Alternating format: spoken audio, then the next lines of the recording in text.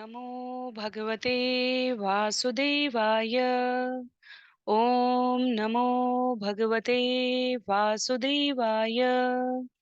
ओम नमो भगवते वासुदेवाय। हरे कृष्णा। आप सभी को दंडवत प्रणाम। श्रीमद् भागवतम महापुराण सत्रों की इन श्रृंखला में आप सभी भक्तवृंद का यहाँ पर स्वागत है।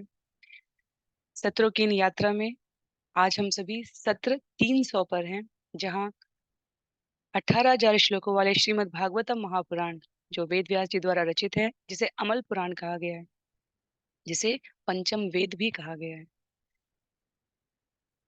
स्कंद 5 अध्याय 10 जड़ भरत एवं महाराज रहुगण के मध्य की वार्ता है। अंतर्राष्ट्रीय कृष्ण भावनामृत संघ के संस्थापक आचार्य कृष्ण कृपामूर्ति श्री श्रीमद अभय चरणारविंद भक्ति वेदांता स्वामी श्रील प्रभुपाद के द्वारा लिखित सुंदर तात्पर्यों के माध्यम से यहाँ इन सत्रों में हम इन्हें श्रवण और पठन करने का प्रयास करते हैं। 300 सत्रों की इन यात्रा में 25 श्लोकों के इस अध्याय की समाप्ति के पश्चात स्कंद 5 से समग्र श्लोकों की संख्या 247 हो जाएगी और पूरे श्रीमद् भागवतम से अब तक के श्रवण पठन मनन अध्ययन करने हुए हमारे श्लोकों की संख्या 4309 हो जाएगी।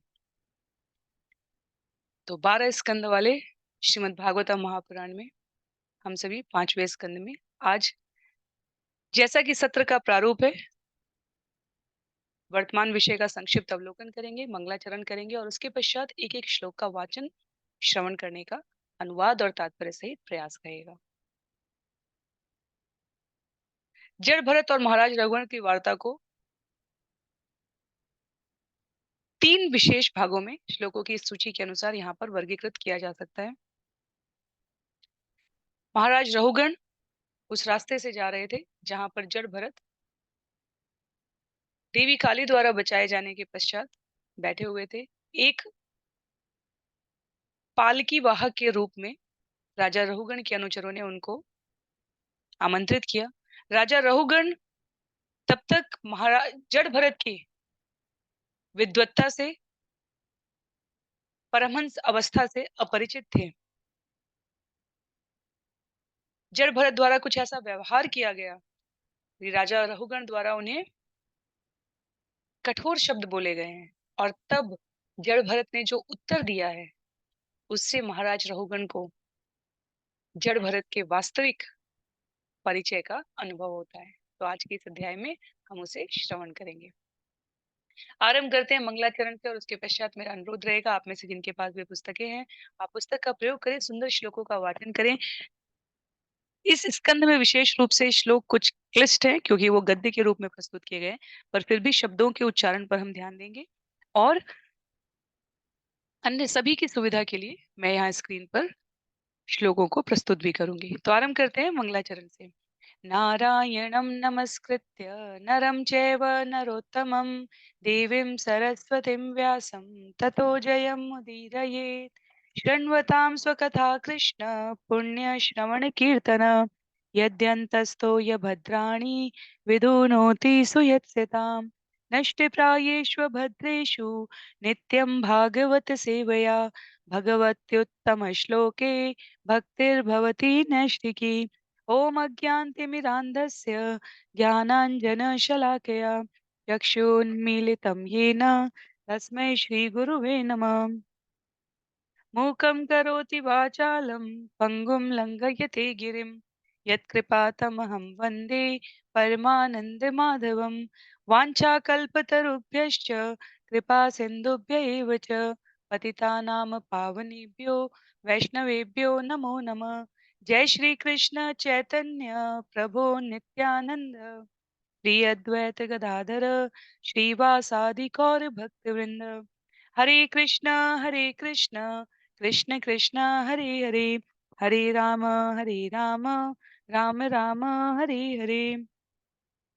हरे कृष्ण कृष्ण कृष्ण हरे हरे, हरे राम राम राम हरे हरे। हरे कृष्ण कृष्ण कृष्ण हरे हरे, हरे राम राम राम हरे हरे। हरे कृष्णा। तो पुनः सभी भक्त वृंद को सादर प्रणाम। सत्र 300 में आज हम सभी श्रीमद् भागवतम महापुराण स्कंद 5 अध्याय 10 महाराज रहुगण और जड़ भरत की वार्ता से आरंभ कर रहे हैं। इस अध्याय में 25 श्लोक है। श्लोक संख्या 1 में सुखदेव गोस्वामी महाराज परीक्षित को घटनाक्रम के आगे परिचित कराते हुए वर्णन करते हैं। श्री शुक उवाच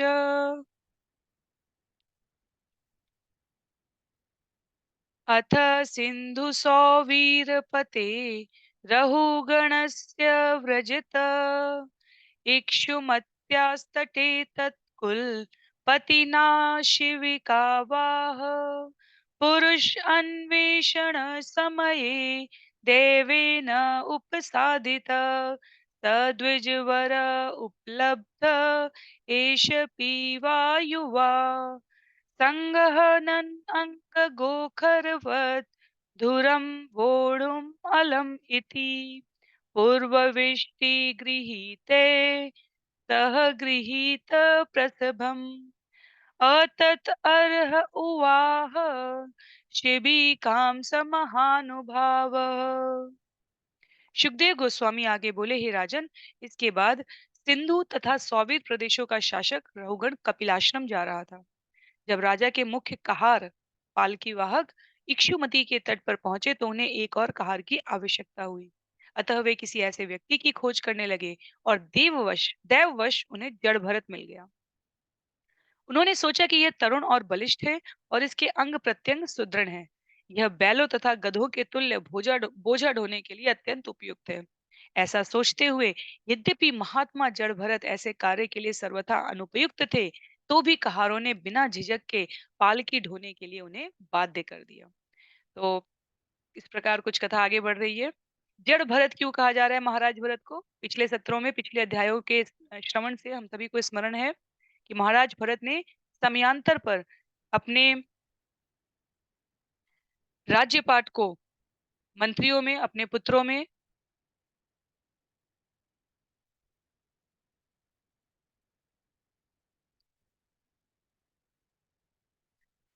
देने के पश्चात स्वयं को पूरी तरीके से आध्यात्मिक उन्नति के लिए ऋषियों के आश्रम में आकर अहर्निश भगवत भक्ति में समर्पण के अपने इस जीवन के उपक्रम को आरंभ किया था, जहां उन्हें एक दिन एक मृगी, गर्भवती मृगी सिंह की गर्जन की आवाज सुनकर नदी पार करने के उपक्रम में अपने शिशु शावक मृग को नदी में छलांग लगाते समय अ, छूट जाने पर एक थोड़ी दूर जाकर गुफा में प्राण त्याग देने के पश्चात महाराज भरत, जो वहां सन्यासी, जो वहां अ, जीवन की 3 अवस्थाओं को पार करके केवल और केवल अपने भौतिक शरीर के बचे हुए समय का उपयोग भगवत प्राप्ति की आध्यात्मिक उन्नति के लिए कर रहे थे, उस शिशु शावक को घर ले आते हैं और उसमें वो इतने मोहासक्त हो जाते हैं कि अपनी नित्य प्रति की आध्यात्मिक दिनचर्या भी विस्मृत कर देते हैं।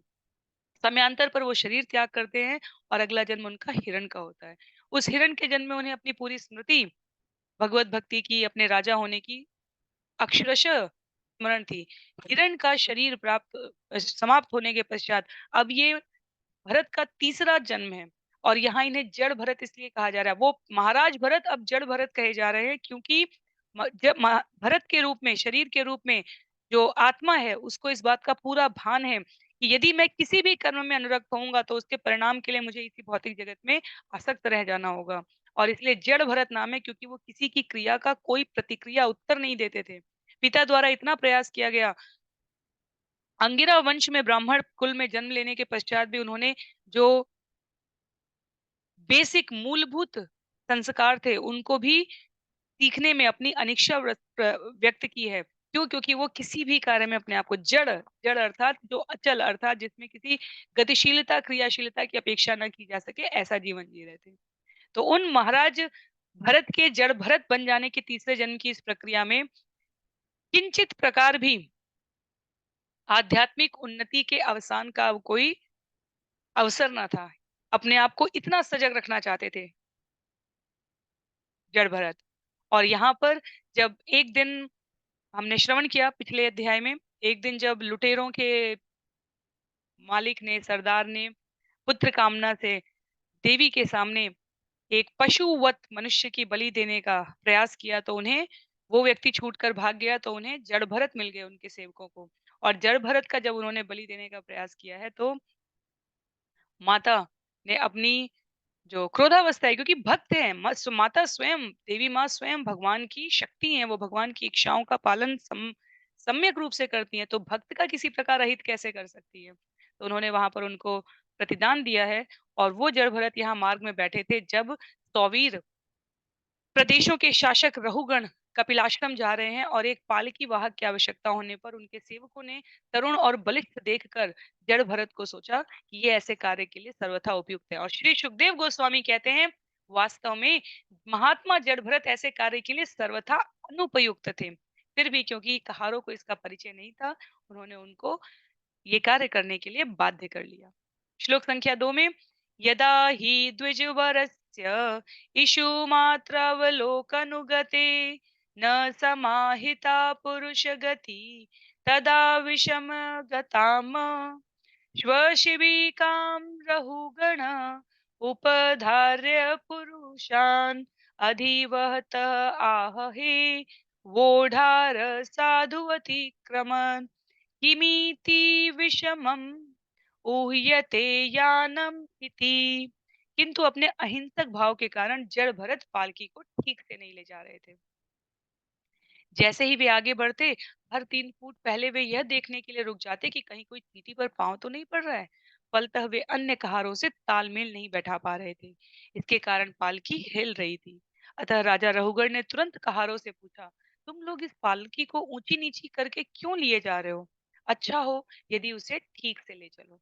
तो जड़ भरत को कभी पालकी ले जाने का अनुभव नहीं था। राजा के सेवकों द्वारा बाध्य किए जाने पर वो बाध्य हो गए, इसलिए ले जाने लगे, पर अपने अहिंसक स्वभाव के कारण किसी भी कर्म फल में वो बंधना नहीं चाहते हैं। जीव जीव को कितना सतर्क रहना होता है इसका परिचय दे रहे हैं जड़ भरत। तो आगे बढ़ने के 3 फुट पहले वो हमेशा देखते कोई उस मार्ग में सचेत हो जाते कि कहीं कोई चींटियां ना हो। जब चींटियां निकल जाते तब वो पांव रखते। तो जो सरलतम सहज व्यवहार होता है वैष्णव का, सबके प्रति दयालु होना, ईर्ष्या ना करना, वृथा रूप से उग्र ना होना, वो सब यहाँ पर जड़ भरत द्वारा परिदृश्यमान कराया जा रहा है। पर ऐसी अवस्था में पालकी को ले जाने के इस क्रम में तो निश्चित रूप से अवरोध आना ही था। और महाराज रोहगण की पालकी ले जाते हुए महात्मा जड़ भरत द्वारा भी इस प्रकार हिलती डुलती पालकी ले जाने का ये जो दृश्य यहाँ उपस्थित है उसमें अब व्यवधान आने जा रहा है। क्या हुआ? अथ त ईश्वर वच स उपालंबम उपाकर्ण्य उपाय तुरीयात् शंकित मनस तम विज्ञापयाम बभूवु। जब कहारों ने महाराज रहुगढ़ की धमकी सुनी तो वे उसके दंड से अत्यंत भयभीत हो गए और उनसे इस प्रकार कहने लगे। तो रहुगढ़ ने क्या कहा? रहुगढ़ ने उनको कहा कि क्या तुम इस पालकी को ठीक से नहीं ले जा सकते? इतना ऊंचा नीचा क्यों कर रहे हो? और राजा के रूप में इतनी अम, असुविधा कहारों को, सेवकों को भयभीत करने के लिए पर्याप्त है। तो राजा द्वारा जब इस प्रकार से कहा गया है तो सेवकों को समझ में आ गया कि राजा क्रुद्ध है, वो उन्हें दंडित कर सकता है। इसलिए कहारों द्वारा क्या कहा गया? कहारों द्वारा श्लोक संख्या 4 में कहा गया है, न वयम नरदेव प्रमत्ता भवत नियम अनुपथा साधु एव वहाम अयं मधुनैव नियुक्त अपि न धृतं व्रजति नानेन सह वोढुमुह वयं पारयामिति। हे स्वामी कृपया ध्यान दें, हम अपना कार्य करने में तनिक भी असावधान नहीं है। हम इस पालकी को आपकी इच्छा अनुसार निष्ठा से ले जा रहे हैं, किंतु यह व्यक्ति जिसे हाल ही में काम पर में लगाया गया है तेजी से नहीं चल पा रहा, अतः हम उसके साथ पालकी ले जाने में असमर्थ हैं।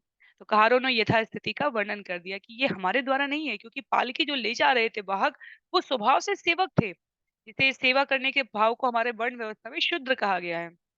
पर जड़ भरत वे गुण कर्म और स्वभाव से सेवक नहीं थे। वो उच्च कुलीन ब्राह्मण जन्मना थे, परम भक्त थे और उन्हें कभी भी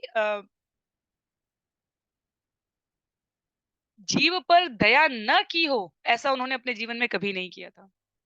तो निश्चित रूप से जब उनके द्वारा इस प्रकार सेवकों के साथ कार्य किया जाएगा तो उसमें असंतुलन आएगा ही आएगा। इसलिए प्रभुपाद लिखते हैं, कर्तव्य पालन में असंतुलन अवश्य आएगा क्योंकि दोनों के गुण, कर्म और स्वभाव में भिन्नता थी।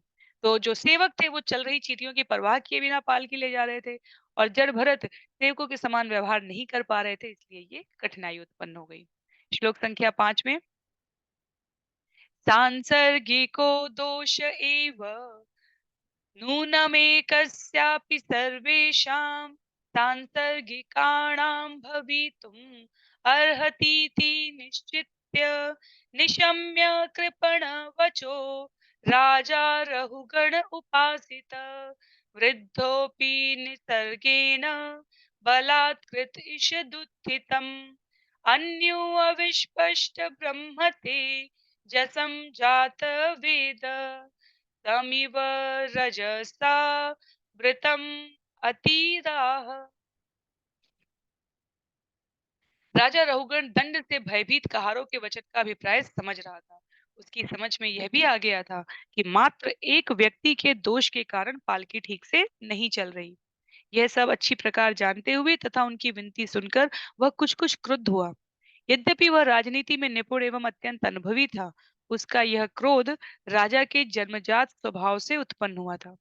वस्तुतः राजा रहुगण का मन रजोगुण से आवृत्त था। अतः वह जड़ भरत से जिनका ब्रह्म तेज राख से ढकी अग्नि के समान सुस्पष्ट नहीं था, इस प्रकार बोला। तो सेवकों कहारों द्वारा अपनी असमर्थता व्यक्त करने के पश्चात महाराज रहुगण बुद्धिमान है, विद्वत जन है। वे समझ गए कि ये कहारों की गलती नहीं है और कहारों द्वारा स्पष्टीकरण देने का अभिप्राय भी वो समझ गए कि वो मेरे स्वभाव को समझ रहे हैं कि मुझे असुविधा हो रही है और राजा के रूप में मैं उन्हें दंड दे सकता हूँ। इसलिए रजोगुण में आवृत्त महाराज रघु रहुगण ने सीधे चौथे व्यक्ति को अर्थात जड़ भरत को संबोधित करने का निर्णय लिया। उन जड़ भरत को जिनके लिए शिल प्रभुपाद यहाँ कह रहे हैं, उनका ब्रह्म तेज राख से ढकी अग्नि के समान स्पष्ट नहीं था। तो आत्मज्ञान है महाराज को, लेकिन वो अभी रजोगुण के आवरण में विचलित हो रहा है।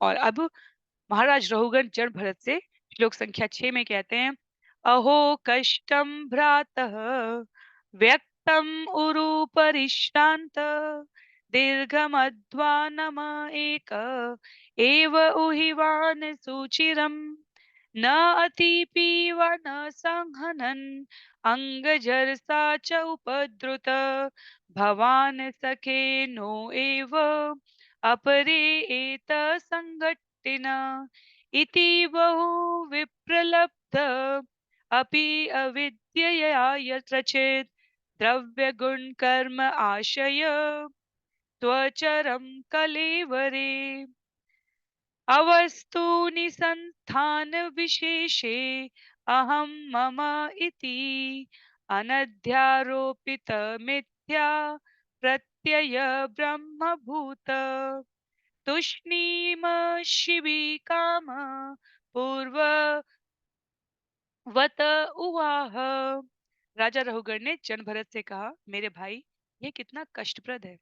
तुम निश्चित ही अत्यंत थके लग रहे हो क्योंकि तुम बहुत समय से लंबी दूरी से किसी की सहायता के बिना अकेले ही पालकी ला रहे हो। इसके अतिरिक्त बुढ़ापे के कारण तुम अत्यधिक परेशान हो। हे मित्र, मैं देख रहा हूँ कि तुम न मोटे ताजे हो, ना ही हट्टे कट्टे हो। क्या तुम्हारे साथ के कहार तुम्हें सहयोग नहीं दे रहे हैं? तो महाराज रहुगण द्वारा क्षमा कीजिए, अभी और भी अनुवाद बाकी है। इस प्रकार राजा ने जड़ भरत को ताना मारा, किंतु इतने पर भी जड़ भरत को शरीर की सुधि नहीं थी। उसे ज्ञान था कि वह शरीर नहीं है क्योंकि वह स्वरूप सिद्ध हो चुका था। वह न तो मोटा था न पतला, न ही उसे पंच स्थूल भूतों तथा तीन सूक्ष्म तत्वों के इस स्थूल पदार्थ से कुछ लेना देना था। उसे भौतिक शरीर तथा इसके दो हाथों तथा दो पैरों से कोई सरोकार न था। दूसरे शब्दों में कहना चाहे तो कह सकते हैं कि वह अहम ब्रह्मास्मि अर्थात ब्रह्म रूप को प्राप्त हो चुका था। अतः राजा की व्यंग्यपूर्ण आलोचना का उस पर कोई प्रभाव नहीं पड़ा। वह बिना कुछ कहे पूर्ववत पालकी को उठाए चलता रहा। तो यहाँ पर राजा द्वारा बहुत सुंदर शब्द नहीं कहे गए हैं जड़ भरत को। वो जड़ भरत को बूढ़ा कह रहे हैं, वो ताना मार रहे हैं। वो जड़ भरत को कह रहे हैं ना तो तुम मोटे ताजे हो, ना तुम हट्टे कत्ते हो, और बुढ़ापे के कारण तुम अकेले अत्यधिक परेशान लग रहे हो। जबकि इसके बिल्कुल विपरीत था।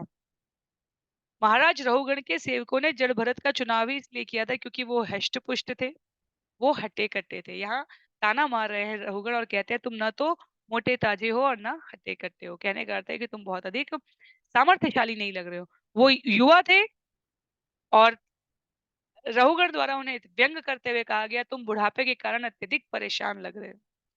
अन्य सभी का हर सहयोग दे रहे थे, वो नहीं दे रहे थे। पर रहुगण द्वारा पुनः ताना मारा गया, क्या तुम्हारे साथ के कहार तुम्हारे सहयोग नहीं दे रहे हैं? तो पर इन शब्दों से जड़ भरत के व्यवहार में कोई अंतर नहीं आया, क्योंकि वो स्वरूप सिद्ध हो चुके हैं। श्रील प्रभुपाद लिखते हैं, और ब्रह्म इन राजा की व्यंग्यपूर्ण आलोचना का उनके ऊपर कोई विशेष प्रभाव नहीं पड़ा। वो जिस प्रकार चल रहे थे उसी प्रकार चलते रहे। तो रहुगण के बारे में यहाँ पर श्रील प्रभुपाद ने तात्पर्य में कहा है, महाराज रहुगण के व्यवहार में कोई प्रतिवाद नहीं दिखा, क्योंकि वो सर्व कारण कारणेन पूर्ण पुरुषोत्तम भगवान श्री कृष्ण की पूर्णतया शरण में थे। जब डाकुओं द्वारा उन्हें ले जाया जा रहा था, उनको मारने का उनके जीवन का संकट आ गया, तब भी भगवान के अनुग्रह से बचे। अब जब पालकी ढो रहे हैं तब भी इस बात की चिंता नहीं कर रहे कि शरीर को कष्ट मिल रहा है या नहीं मिल रहा है। वो देहात्म भाव से मुक्त थे, पर अपने कार्यों के प्रति अत्यंत सजग थे। श्लोक संख्या 7 में, तो जैसा वो व्यवहार कर रहे थे रहुगण की पालकी के साथ, महाराज जड़ भरत वैसे ही करते रहे। तो श्लोक संख्या 7 में, अथ पुनः स्वशिबिकायाम विषम गतायाम प्रकुपित उवाच रहुगण किम इदम अरे त्वं जीवत मृत मामकत् अर्थीकृत्य भर्तृशासनम् अति चरसि प्रमत्तस्य च ते करोमि चिकित्साम दण्डपाणि इव जनताया यथा प्रकृतिं त्वां भजिष्यसे इति। तत्पश्चात जब राजा ने देखा कि उसकी पालकी अब भी पूर्ववत हिल रही थी, तो वह अत्यंत क्रुद्ध हुआ और कहने लगा, अरे दुष्ट, तू क्या कर रहा है? क्या तू जीवित ही मर गया है? क्या तू नहीं जानता कि मैं तेरा स्वामी हूँ? तू मेरा अनादर कर रहा है और मेरी आज्ञा का उल्लंघन भी। इस अवज्ञा के लिए मैं अब तुझे मृत्यु के अधीक्षक यमराज के ही समान दंड दूंगा। मैं तेरा सही उपचार किए देता हूँ, जिससे तू होश में आ जाएगा और ठीक से कार्य करेगा। तो बड़े अप्रिय वचन है जड़ भरत के लिए। लेकिन जैसे जब हम कोई मूवी, टीवी, सीरियल, एपिसोड देख रहे होते हैं, तो हमें बैकग्राउंड में पता होता है कि कौन किसके साथ क्या षड्यंत्र कर रहा है, किसके साथ कैसे अभद्र वचन बोल रहा है, पर जिस व्यक्ति के साथ व्यवहार हो रहा है उसे नहीं पता। तो रहुगढ़ को महाराज भरत के जड़ भरत परिवर्तित हो जाने और इस रूप में व्यवहार करने का असली कारण नहीं पता है, इसलिए रहुगढ़ जैसे सामान्य व्यवहारिक बुद्धि से व्यवहार होता है उस प्रकार उनसे कठोर कड़े दंड देने वाले वचनों का प्रयोग कर रहे हैं। श्लोक संख्या 8 में, एवं वह एवं बहु अबद्धम अपि भाषणम, क्षमा कीजिए, एवं बहु अबद्धम अपि भाष्यमाणं नरदेव अभिमानं रजसा तमसा अनुविद्धेन मदेन तिरस्कृत अशेष भगवत प्रियनिकेतम पंडित मानिनं स भगवान ब्राह्मण ब्रह्मभूत सर्वभूत सुहृदय आत्मा योगेश्वर अर्च यायाम न अति व्युत्पन्नम मतिम स्मयमान इव विगत मयः इदम आह। राजा रहुगण अपने को राजा समझने के कारण देहात्म बुद्धि से ग्रस्त था और भौतिक प्रकृति के रजो तथा तमो गुणों से प्रभावित था। दंभ के कारण उसने जड़ भरत को अशोभनीय वचनों से दुत्कारा। जड़ भरत महान भक्त और श्री भगवान के प्रिय थे, श्री भगवान के प्रिय धाम थे।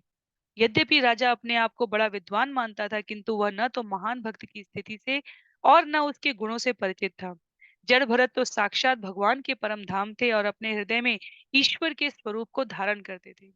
वे समस्त प्राणियों के प्रिय मित्र थे और किसी प्रकार की देहात्म बुद्धि को नहीं मानते थे। अतः वे मुस्कुराए और इस प्रकार बोले। तो यहाँ पर प्रतिवाद नहीं किया है, यहाँ पर भक्त को दया आ गई है, करुणा आ गई है, ममत्व आ गया है। ममत्व किस अर्थ में? आध्यात्मिक अर्थ में। रहुगढ़ द्वारा इस प्रकार देह का अभिमान दिखाए जाने पर, जहां वे दंभ के कारण, जहां वे अपनी भौतिक प्रकृति के प्रभाव के कारण अशोभनीय वचनों से श्री भगवान के प्रिय धाम, भगवान कहाँ निवास करते हैं? भगवान निवास करते हैं अपने भक्तों के हृदय में। तो जड़ भरत का जीवन भगवान का प्रिय धाम है और इसलिए समस्त प्राणियों के प्रिय मित्र, देहात्म बुद्धि से परे, मुस्कुराते हुए रहुगण को यहाँ पर जड़ भरत अब उपदेश देने जा रहे हैं। वे मुस्कुरा रहे हैं। सखा समदर्शिनः पंडिता कहा जाता है। तो ये अपने इस स्वभाव से यहाँ पर बोलने जा रहे हैं हमारे जड़ भरत। अभी तक हमने इस पूरी वार्ता में कहीं भी श्रवण नहीं किया उनको। तो यहाँ लिखा है, ब्राह्मण उवाच त्वयोदितं व्यक्तमविप्रलब्धम् भर्तु समे स्याद्यदि वीरभारः गन्तुर्यदि स्याद् अधिगम्य अद्वा पीवेतिराशो न वेदाम प्रवाद। महाराज महान ब्राह्मण जड़ भरत ने कहा, हे राजन तथा वीर, आपने जो कुछ व्यंग में कहा है वह सचमुच ठीक है। ये मात्र उल्हानापूर्ण शब्द नहीं है, क्योंकि शरीर तो वाहक अर्थात ढोने वाला है। शरीर द्वारा ढोया जाने वाला भार मेरा नहीं है, क्योंकि मैं तो आत्मा हूँ। आपके कथनों में तनिक भी विरोधाभास नहीं है, क्योंकि मैं शरीर से भिन्न हूँ। मैं पालकी का ढोने वाला नहीं हूँ, वह तो शरीर है। निस्संदेह जैसा आपने संकेत किया है, पालकी ढोने में मैंने कोई श्रम नहीं किया है, क्योंकि मैं तो शरीर से पृथक हूँ। आपने कहा कि मैं हष्ट पुष्ट नहीं हूँ। ये शब्द उस व्यक्ति के सर्वथा अनुरूप है जो शरीर तथा आत्मा का अंतर नहीं जानता। शरीर मोटा या दुबला हो सकता है, किंतु कोई भी बुद्धिमान यह बात आत्मा के लिए नहीं कहेगा। जहां तक आत्मा का प्रश्न है, मैं न तो मोटा हूँ न दुबला हूँ। अतः जब आप कहते हैं मैं हष्ट पुष्ट नहीं हूँ, तो आप सही कहते हैं। और यदि इस यात्रा का बोझ तथा वहां तक जाने का मार्ग मेरे अपने होते, तो मेरे लिए अनेक कठिनाइयां होती, किंतु इनका संबंध मुझसे नहीं, मेरे शरीर से है, अतः मुझे कोई कष्ट नहीं है। तो बिल्कुल सधे हुए शब्दों के साथ यहाँ पर जड़ भरत ने करुणावश महाराज रहुगण को उनके व्यंग्यपूर्ण शब्दों का उत्तर देते हुए कहा, जो ये पालकी ढो रहा है वो शरीर है, वो ये भार ढो रहा है, मैं आत्मा हूँ। और आत्मा, जैसा कि आपने कहा, न मोटी होती है न पतली होती है। आत्मा के लिए कोई ये बात नहीं कह सकता। हष्ट पुष्ट नहीं कहने का अर्थ आपका वो भी सही है, क्योंकि ये मार्ग जो भवसागर है, जन्म मृत्यु का ये जो चक्र है, ये मेरे स्वयं के द्वारा पार नहीं किए जा सकते। तो मैं हष्ट पुष्ट नहीं हूँ, ये कहना भी आपका सही है। ये जो भी कठिनाई आपको लग रही है मार्ग में, इसका संबंध मेरे शरीर से है, मुझसे नहीं है।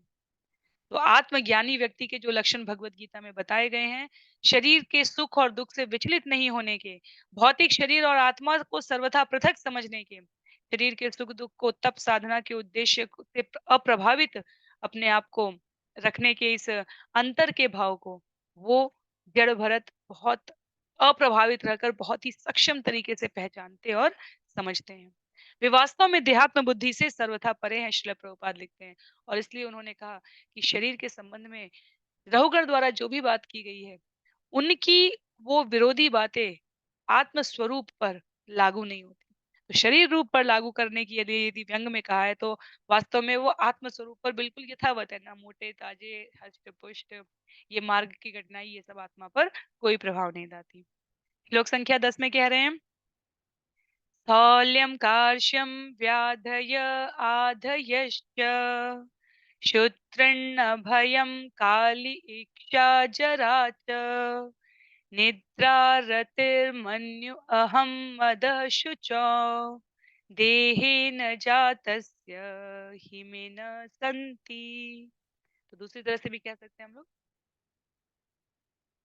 स्थौल्यं कार्श्यं व्याधयाधयश्च क्षुत्रिन् कालीक्षा जरा च निद्रारते मदशुचो देहेन जातस्य हिमेन सन्ति। मोटापा, दुबलापन, शारीरिक तथा मानसिक कष्ट, भूख प्यास भय कलह, भौतिक सुख की कामना, बुढ़ापा, निद्रा, भौतिक पदार्थों में आसक्ति, क्रोध, शोक, मोह तथा देहाभिमान, ये सभी आत्मा के भौतिक आवरण के रूपांतर हैं। जो व्यक्ति देहात्म बुद्धि में लीन रहता है वही इनसे प्रभावित होता है, किंतु मैं तो समस्त प्रकार की देहात्म बुद्धि से मुक्त हूँ। फलतः मैं ना तो मोटा हूँ न पतला, नहीं वह सब जो आपने मेरे संबंध में कहा है।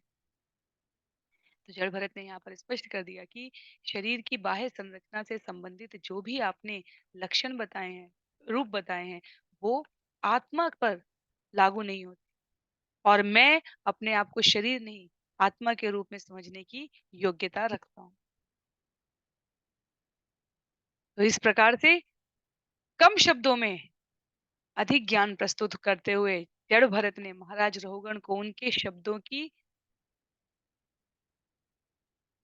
वृथा प्रवृत्ति का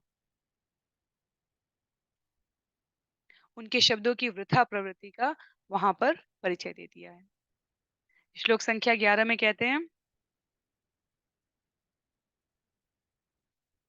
जीवन मृतत्वम नियमेन राजन् आद्यन्तवन् वद्यद्विकृतस्य दृष्टम् स्वस्वाम्यभावो ध्रुव ईड्य यत्र तर्हुच्यते असौ विधिकृत्य योग। हे राजन, आपने वृथा ही मुझ पर जीवित होने पर भी मृत तुल्य होने का आरोप लगाया है।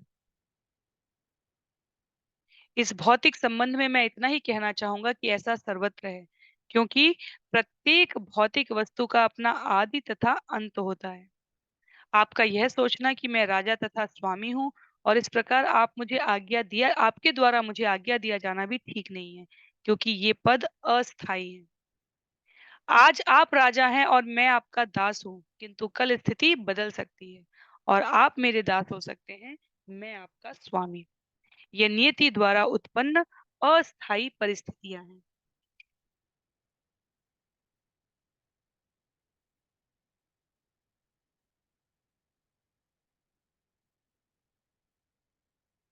तो जड़ भरत द्वारा यहाँ पर महाराज परीक्षित के क्षमा कीजिए, महाराज रहुगण के शब्दों का आध्यात्मिक अर्थ अन्वेषण करते हुए उनको स्पष्ट किया गया कि इस भौतिक जगत में पद, प्रतिष्ठा, संबंध, इनको बदलते देर नहीं लगती महाराज रहुगण। और आपने जो कुछ भी मेरे संबंध में कहा है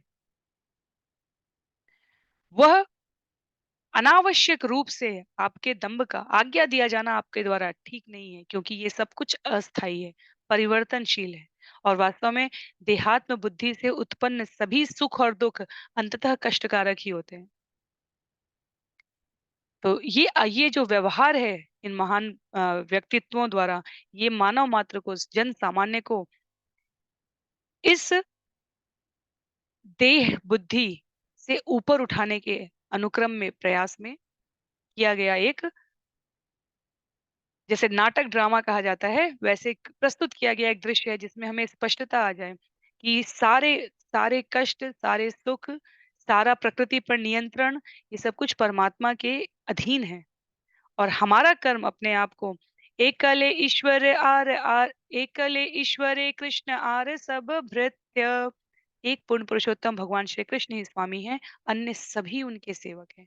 तो भौतिक जगत की पद और प्रतिष्ठा हमारे लिए अंततः महत्वहीन है, यदि वो हमें आध्यात्मिक उन्नति के लिए स्वयं के प्रयास में या अन्यों को मार्ग प्रशस्त करने में सहायक नहीं है। पद प्रतिष्ठा भगवान के ऐश्वर्य के स्वरूप हमें प्राप्त होते हैं, पर यदि वो हमारी स्वयं की आध्यात्मिक उन्नति और अन्यों की भगवत प्राप्ति में सहायक नहीं है, तो वो वास्तव में वृथा है, महत्वहीन है।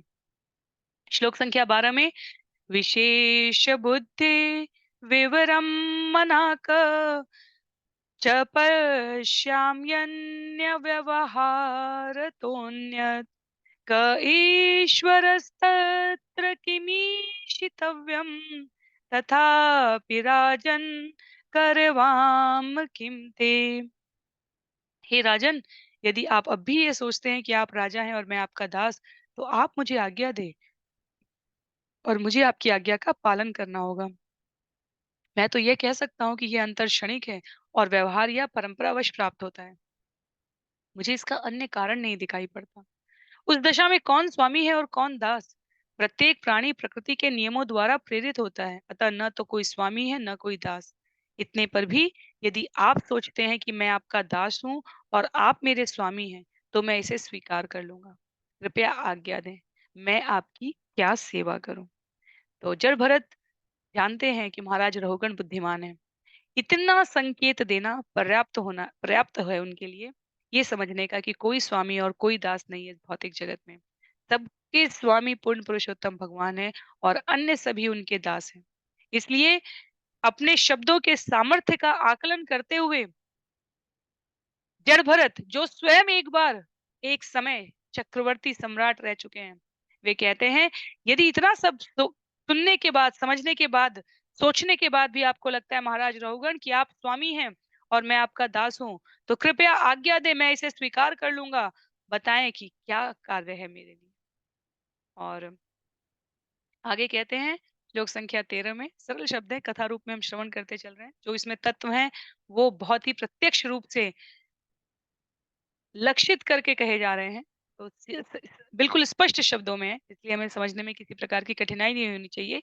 तब भी यदि कोई शब्द अस्पष्ट हो, कोई भाव यदि आपको सम्यक ना लगे, तो आप निश्चित रूप से बता सकते हैं। श्लोक संख्या 13 में, उन्मत्त मत्त जड़वत् स्वसंस्थां गतस्य मे वीरचिकित्सितेन अर्थकियान् भवशिक्षितेन स्तब्ध प्रमत्तस्य च पेश। हे राजन, आपने कहा, रे दुष्ट जड़ तथा पागल, मैं तुम्हारी चिकित्सा करने जा रहा हूँ और तब तुम होश में आ सकोगे। इस संबंध में मुझे कहना है कि यद्यपि मैं जड़, गूंगे तथा बहरे मनुष्य की भांति रहता हूँ, किंतु मैं सचमुच एक स्वरूप सिद्ध व्यक्ति हूँ। आप मुझे दंडित करके क्या पाएंगे? यदि आपका अनुमान ठीक है और मैं पागल हूँ, तो आपका यह दंड एक मरे हुए घोड़े को पीटने जैसा होगा। उससे कोई लाभ नहीं होगा। जब पागल को दंडित किया जाता है तो उसका पागलपन ठीक नहीं होता है। तो अब एक स्तर और ऊपर जाकर जड़ भरत महाराज रहुगण से कह रहे हैं, आपने मेरे बाहरी स्वरूप को देखकर प्रतीकात्मक रूप से मुझे दंड देने की बात की है। मुझे रे पागल, रे जड़, रे दुष्ट कहा है। यदि वास्तव में मैं ऐसा हूं, तो मुझे दंड देने से क्या लाभ? क्योंकि यहाँ पर कहा गया, जब पागल को दंडित किया जाता है तो उससे उसका पागलपन ठीक नहीं होता है। उन्होंने स्वयं को स्वरूप सिद्ध कहा है और अगले श्लोक में बताएंगे वो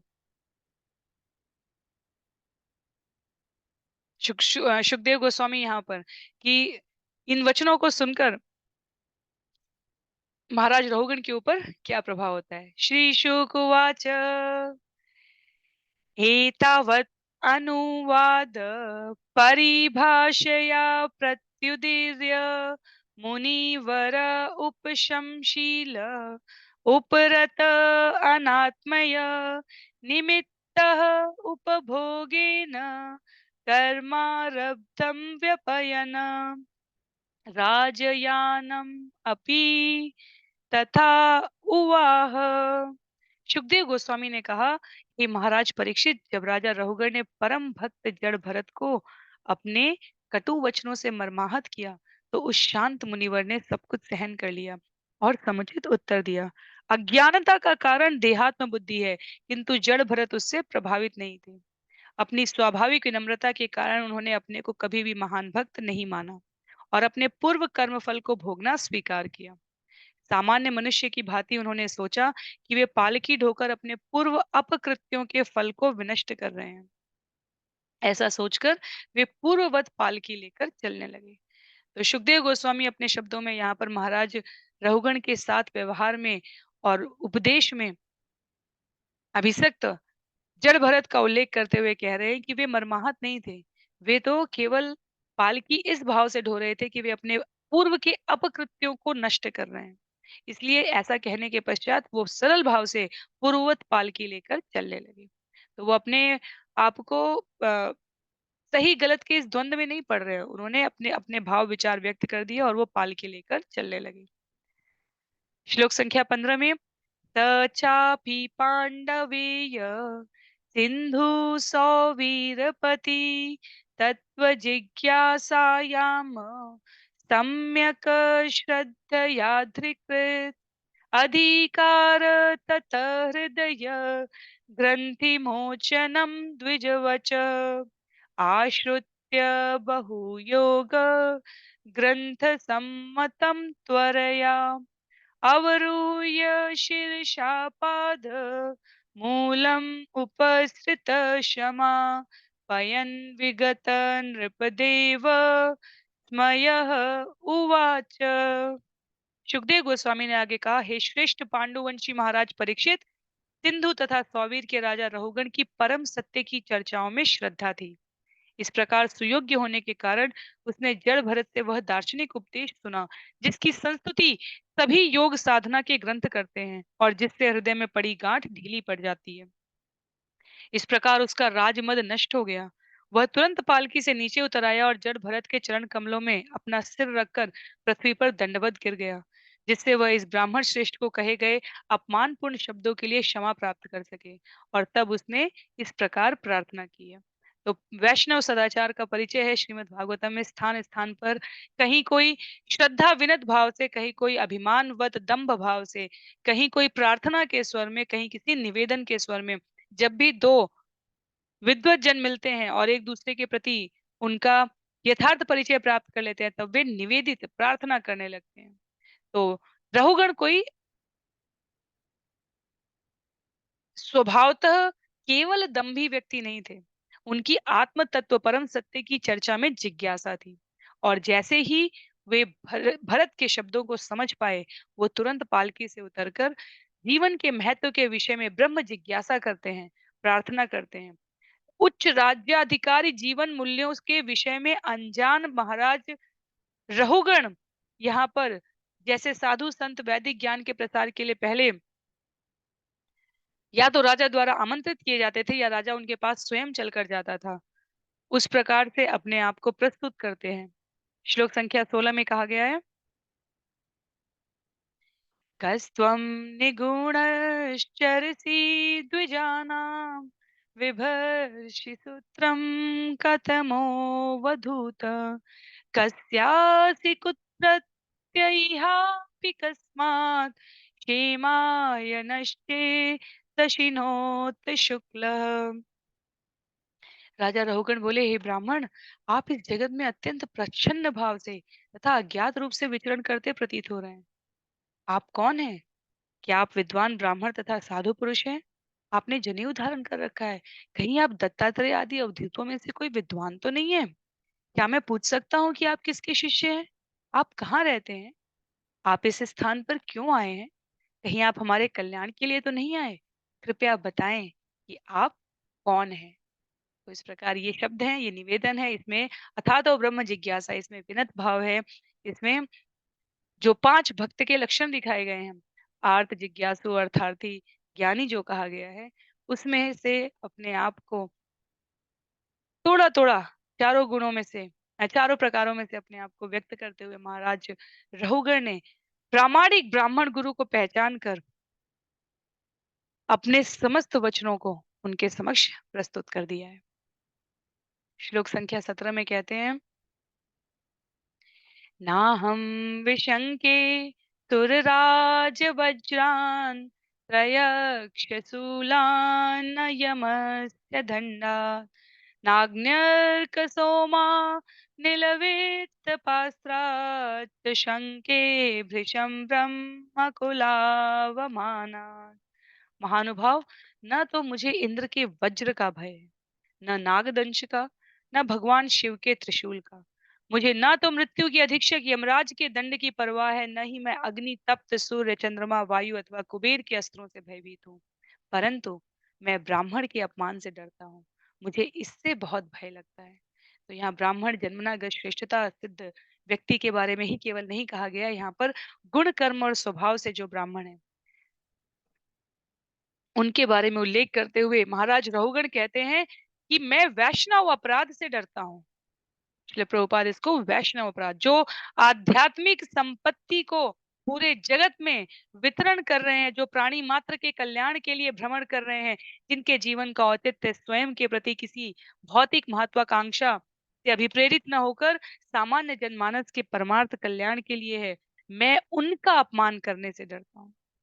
तो महाराज रहुगण इससे भली भांति परिचित थे और अपने अपराध को तुरंत स्वीकार करके उन्होंने कहा कि दुनिया में, इन भौतिक लोकों में, 14 भुवन में जो कठिन से कठिन अपराध के प्रति दारुण वस्तुएं कही जा सकती हैं, वो सब मेरी चिंता का विषय नहीं है। पर आपके प्रति जो मैंने अपराध पूर्ण शब्दों का प्रयोग किया है, उसके लिए मैं आपसे क्षमा याचना करता हूँ। और ऐसा कहकर वो उनके चरण कमलों पर गिर गए हैं। श्लोक संख्या 18 में कहा गया है, तद्ब्रूहि असंग जड़वत् निगूढ़ विज्ञान वीर्य विचरसी अपार वचांसि योगा कृतितानि साधो न न शमन्ते मनसापि भेतुम। महाशय, ऐसा प्रतीत होता है कि आपका महत आध्यात्मिक ज्ञान प्रक्षन्न है। आप समस्त भौतिक संसर्ग से रहित हैं और परमात्मा के विचार में पूर्णतया तल्लीन हैं। इसलिए आपका आध्यात्मिक ज्ञान अनंत है। कृपया बतलाने का कष्ट करें कि आप जड़वत सर्वत्र क्यों घूम रहे हैं। हे साधु, आपने योग सम्मत शब्द कहे हैं, किंतु हमारे लिए उनको समझ पाना संभव नहीं है। अतः कृपा करके विस्तार से कहें। तो इस प्रकार से रहुगण ने पहचाना कि आपका आध्यात्मिक ज्ञान प्रक्षन्न है, अर्थात वो आपके पास है, पर आपने उसे अभिव्यक्त, प्रस्तुत, दृश्यमान रूप में व्यक्त नहीं कर रखा है। देह के प्रति आपकी ये तटस्थता इस बात का परिचय है कि आप भौतिक संसर्ग से रहित हैं, परमात्मा के विचार में पूर्णतया तल्लीन हैं। तो जड़ भरत को समझने के लिए, यदि हम जड़ भरत को वक्ता कहें, तो श्रोता के रूप में हमें महाराज रहुगण से नीचे का व्यक्ति नहीं चलेगा। श्रोता को भी जड़ भरत जैसे सिद्ध पुरुष के वचन समझने के लिए प्रबुद्ध होना चाहिए। जैसे भगवत गीता भगवान श्री कृष्ण ने कही, तो समझने के लिए जो श्रोता है वो भी अर्जुन होना चाहिए। परम भक्त, विश्वास पात्र, ईर्ष्या से दूर और मानव मात्र के कल्याण की भावना लिया हुआ अर्जुन भगवान के परम मित्र के रूप में अपनी योग्यता को स्थापित करते हैं।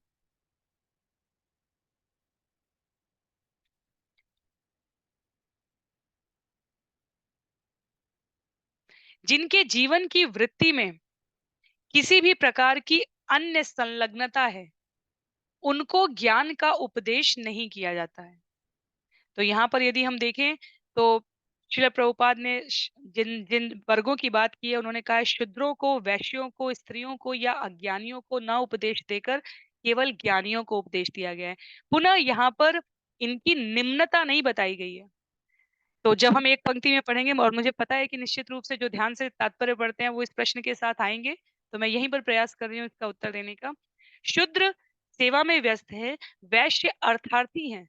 वे अपने जीवन के उपक्रम में धन के उपार्जन को अधिक महत्व देते हैं, उनकी व्यस्तता है। स्त्रियों के प्रति, स्त्रियों के जीवन में जिस प्रकार के उत्तरदायित्व और कार्यों की बहुलता है, उसके कारण, और अज्ञानी के अंदर तो किसी भी प्रकार की इच्छा ही नहीं है।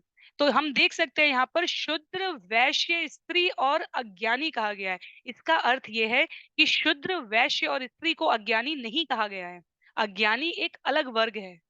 तो यदि हम पढ़ें इसको और फिर कहें कि अरे, श्रील प्रभुपाद ने ऐसा क्यों कहा, या श्रीमद् भागवतम में ऐसा क्यों लिखा है, तो हम पढ़ने के पश्चात कहें श्रील प्रभुपाद ने ऐसा क्यों कहा, या भागवतम में ऐसा कैसे लिखा जा सकता है कि स्त्रियों को ज्ञान का उपदेश नहीं दिया जा रहा है। बहुत महत्व की बात है। हम पुनः देख सकते हैं, और मुझे पता है निश्चित रूप से ये प्रश्न के रूप में ये पंक्ति वापस आने वाली है, इसलिए मैं यहीं पर प्रयास कर रही हूँ।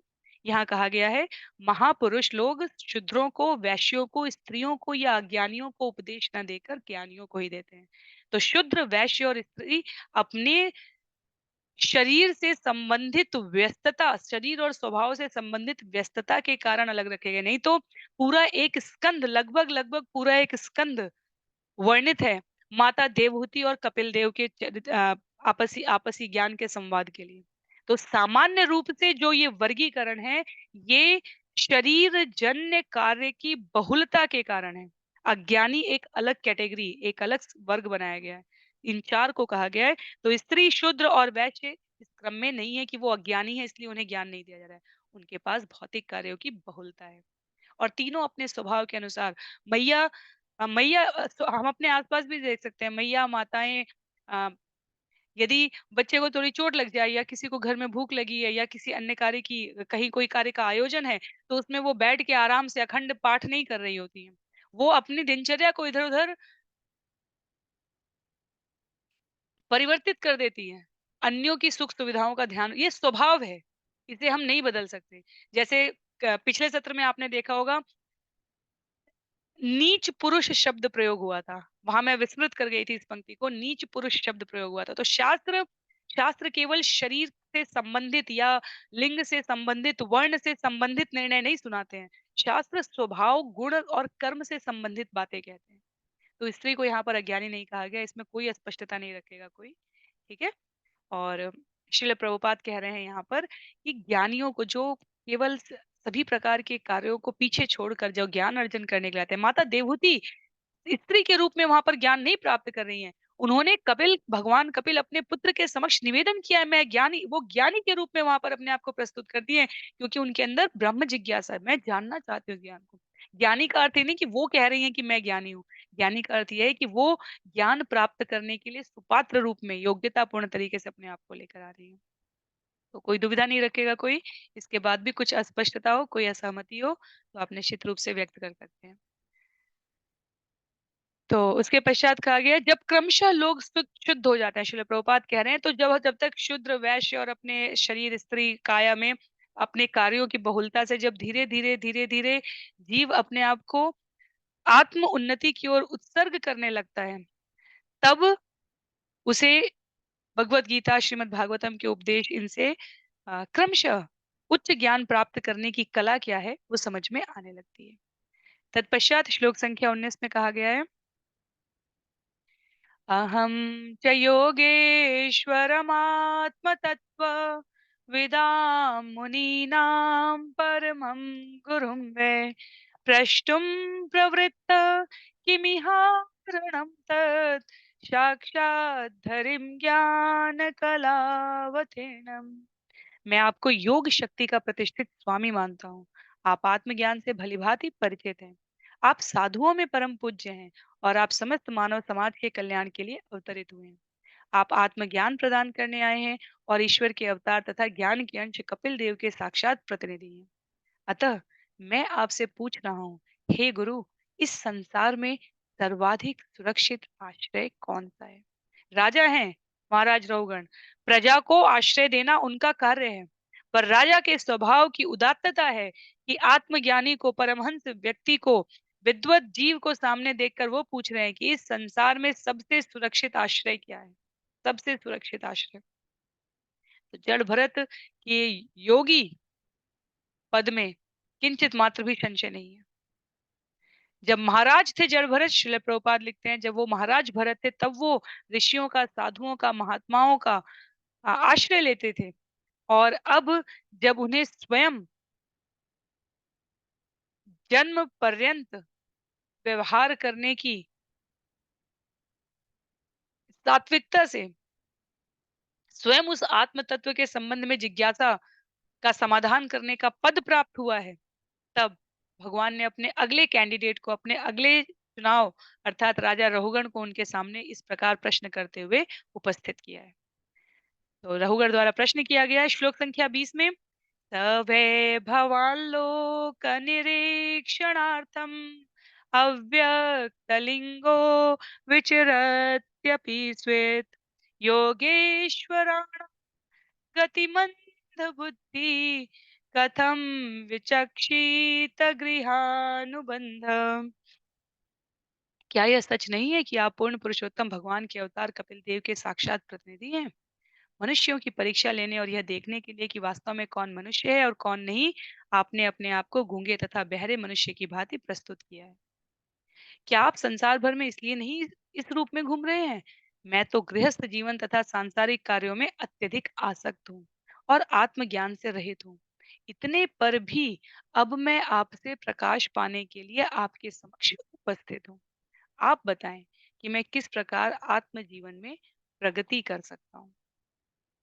तो उपमाएं दी हैं यहाँ पर स्वयं कपिल देव के अवतार के रूप में, साक्षात प्रतिनिधि के रूप में महाराज रहुगण ने जड़ भरत को, और कहा है कि मैं आत्मज्ञान से रहित हूँ, सांसारिक कार्यों में अत्यधिक आसक्त हूँ। अपनी यथावत स्थिति को स्वीकार किया है रहुगण ने और कहा है, आप बताएं कि मैं किस प्रकार इस आत्म जीवन में प्रगति कर सकता हूँ।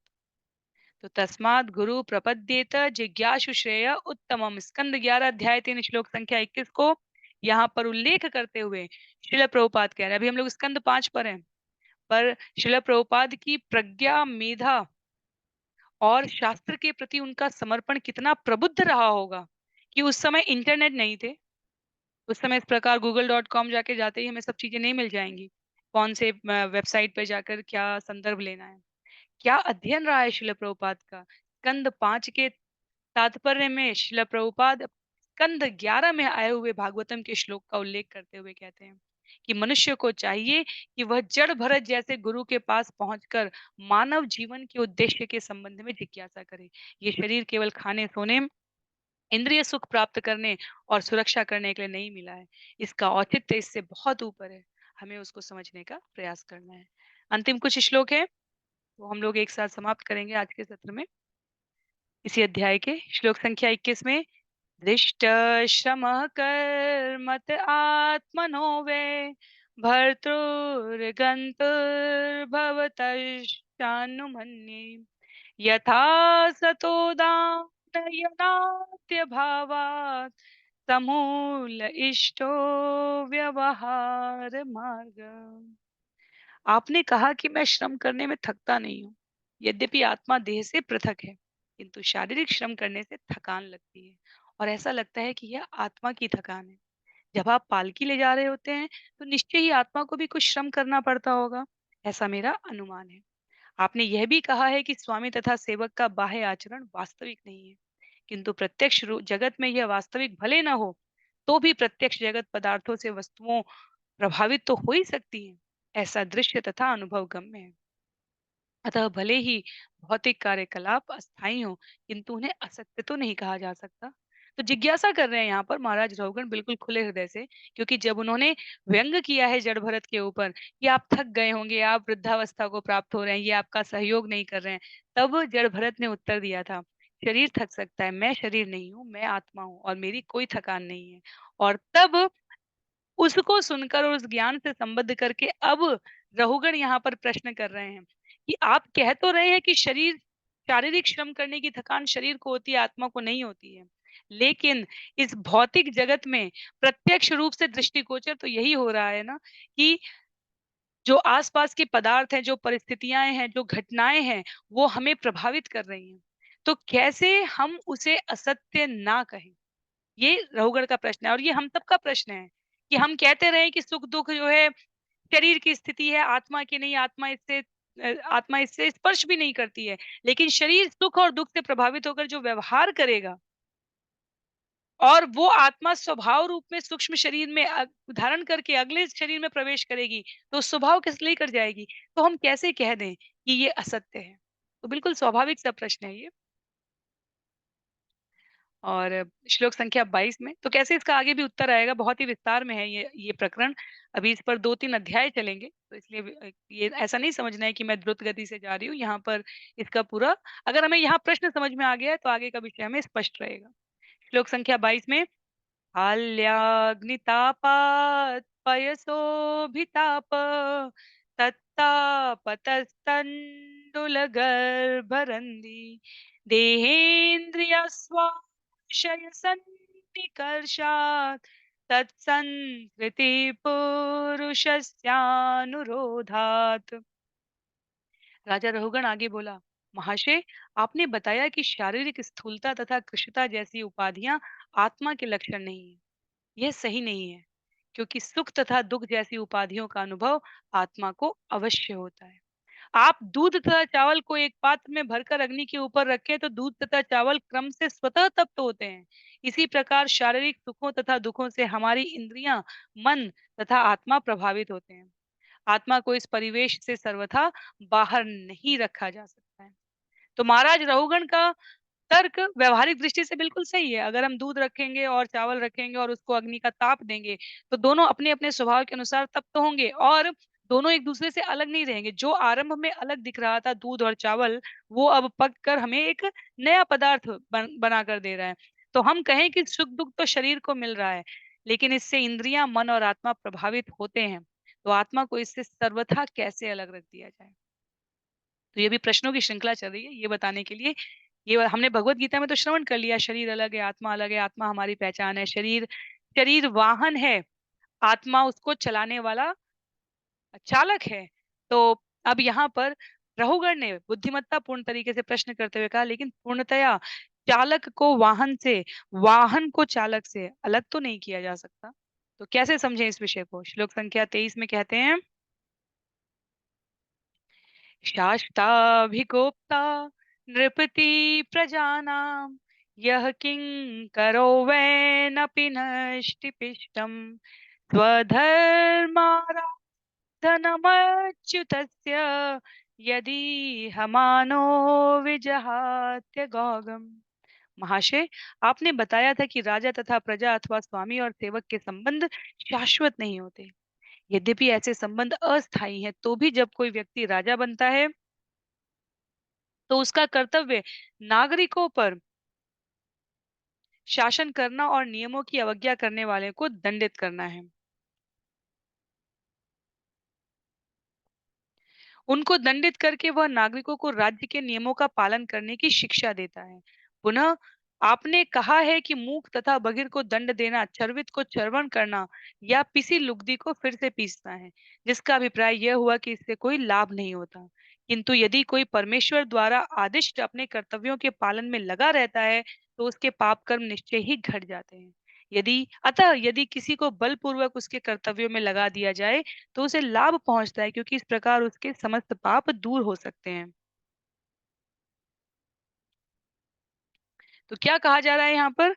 राजा रहुगण ने स्पष्ट रूप से कहा कि संबंध अस्थायी हैं, सेवक और स्वामी के, राजा और प्रजा के अस्थायी हैं। लेकिन जब राजा व्यवहार कुछ कहेगा, जब स्वामी कुछ कहेगा, तो प्रजा द्वारा, सेवकों द्वारा निश्चित रूप से उसका पालन किया ही जाता है।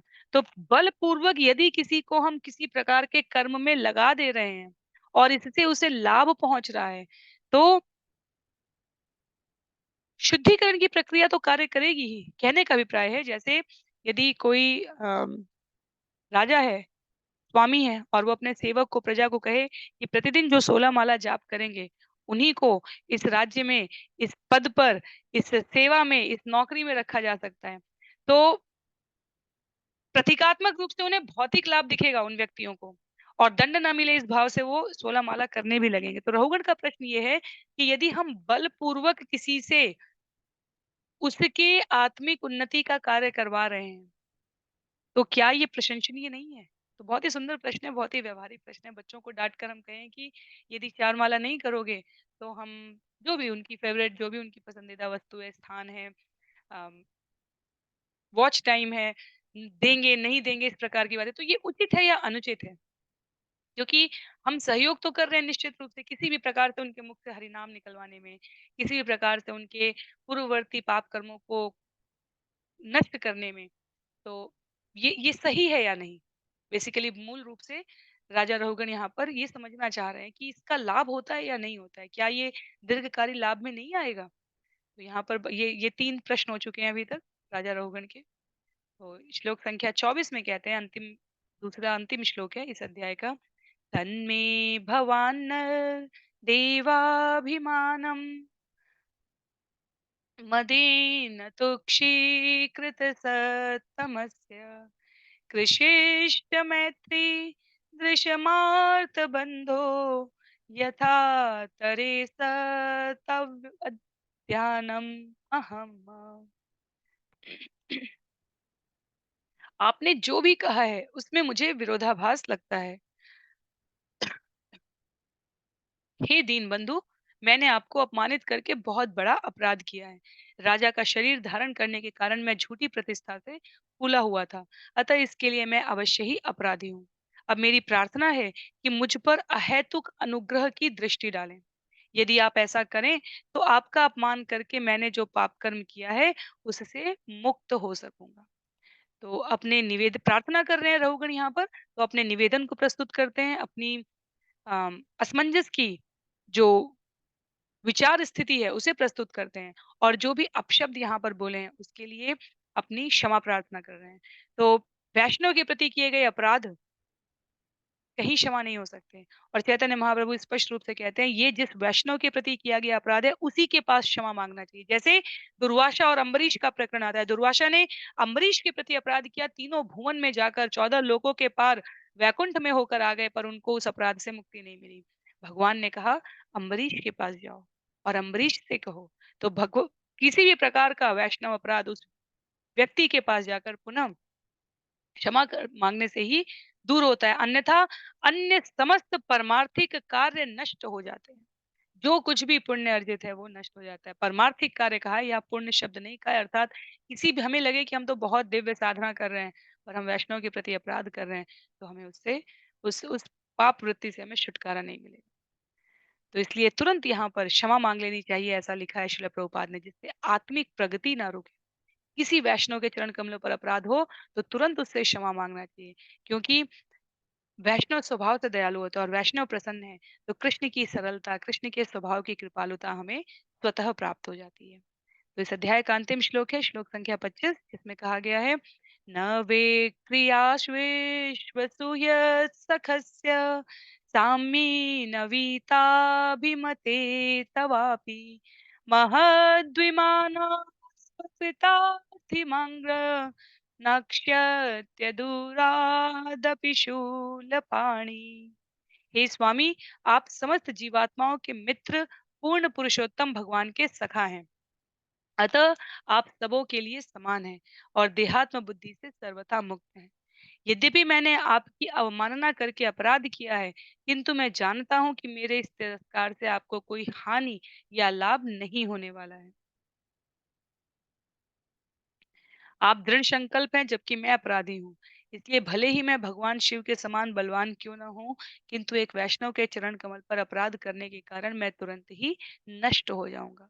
तो जैसा कि हमने महाराज रहुगण का परिचय प्राप्त किया, राजा होने के कारण उनके जीवन में रजोगुण की प्रधानता है, अन्यथा वो अत्यंत बुद्धिमान है, आत्म तत्व ब्रह्म जिज्ञासा को समझने के इच्छुक हैं और वैष्णव अपराध के सर्वनाश से उन्होंने पहली पंक्ति में कहा था, पहली बार जब उन्होंने कहा है जड़ भरत के चरित्र को पहचान कर तो उन्होंने कहा था, मुझे बड़े-बड़े अस्त्र-शस्त्र, दुर्जन दुर्जेय विभूतियों से डर नहीं लगता। यम से, इंद्र के वज्र से डर नहीं लगता, पर वैष्णव के प्रति किए गए अपराध से भय लगता है। और इसलिए वो कहते हैं कि मैं अपराधी हूँ, वो स्वीकार करते हैं और कहते हैं कि वैष्णव के चरण कमल पर किए गए अपराध से मैं तुरंत नष्ट हो जाऊँगा।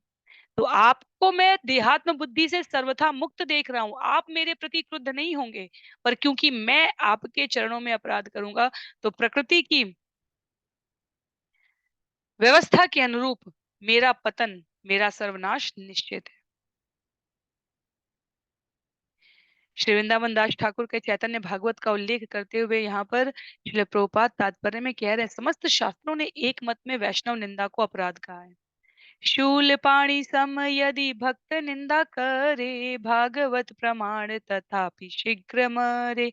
हेर वैष्णवीर निंदे सर्वज्ञ हई, से जनेर अध पात सर्व शास्त्र कई। यदि कोई वैष्णव की निंदा करता है तो वह त्रिशूलधारी भगवान शिव के समान शक्तिशाली होने पर भी अपने आत्म पद से गिर जाएगा। यह समस्त वैदिक शास्त्रों का निर्णय है।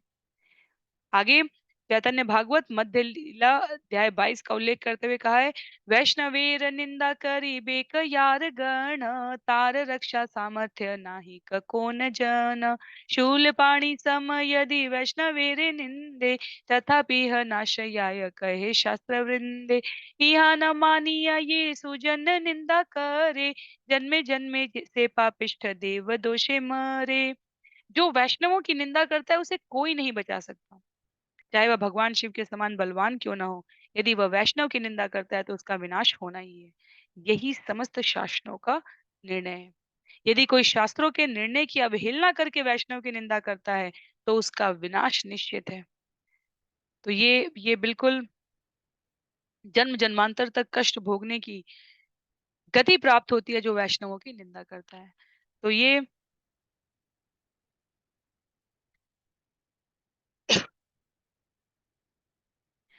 विषय यहाँ पर अध्याय रूप में समाप्त हो रहा है, पर अगले अध्याय में ये कंटिन्यूड है, ये आगे की वार्ता के रूप में उल्लिखित है। यहाँ अध्याय रूप में इसे इसलिए समाप्त किया जा रहा है क्योंकि यहाँ पर राजा रहुगण के प्रश्नों की जो श्रृंखला है उसको विराम दिया जा रहा है। अब अगला अध्याय,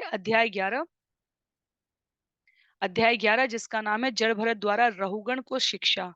तो ये प्रश्न जो किए गए हैं रहुगण द्वारा, इसके सुंदर उत्तर। उनका कहना कि शरीर सुख दुख का साक्षी होता है पर आत्मा प्रभावित नहीं होती, पर शरीर जो कर्म करता है आत्मा उसके स्वभाव को लेकर आगे बढ़ती है। तो ये जो क्लिष्टता है, जटिलता है, इसे समझाइए।